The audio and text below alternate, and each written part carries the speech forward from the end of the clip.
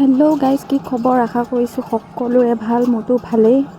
এয়া মই কলেজ যাবৰ কাৰণে ওলাই আছোঁ আৰু মোৰ কাৰণে এটা বিশেষ দিন, মানে মোৰ ইউটিউব চেনেলটো 1K ছাবস্ক্ৰাইবাৰ হৈ গ'ল। তো আগতে যেনে মৰম কৰিছিলে এতিয়াও তেনেকৈ মৰম কৰি গৈ থাকিব। ময়ো আপোনালোকৰ মাজলৈ ভাল ভাল ভিডিঅ' দি গৈ থাকিম। আৰু এয়া লজিক ক্লাছ কৰি হোৱাৰ পিছত আমি এনেকৈ গোটেইকেইজনীয়ে আৰু কথা চথা পাতি পেংলাই কৰি আছোঁ আৰু এক দেখিছেনে নতংগী।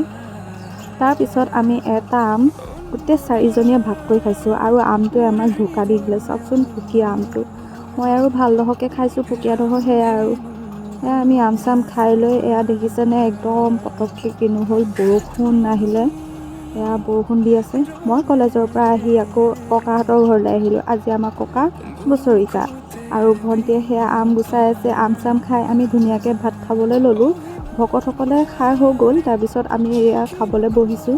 ভাত পানী খাই লৈ এয়া আমাৰ টিকলিজনীৰ লগত অলপ ধেমালি কৰি আছোঁ। তাই নতংগীবোৰ চাবচোন, কিখন যে কৰি নাথাকে নহয় তাই। সেয়া দেখিছেনে, মই মোৰ মাহী ছোৱালীজনী, মামাৰ ল'ৰাটো, আমি গোটেইকেইটাই তাইৰ লগতে খেলি আছোঁ আৰু তাইক চাওকচোন ইচ। তাৰপিছত এই লগত খেলি মেলি হোৱাৰ পিছত আমি ঘৰলৈ বুলি আহিলোঁ। মায়ে ক'লে বজাৰ কেইটামান কৰি আনগে যায়। এয়া বজাৰ কৰি দুইজনীয়ে ঘৰলৈ আহি আছোঁ। যদি ভিডিঅ'টো চাই ভাল পালে like, comment, share and subscribe কৰিব নাপাহৰিবা। আজিলৈ বাই বাই।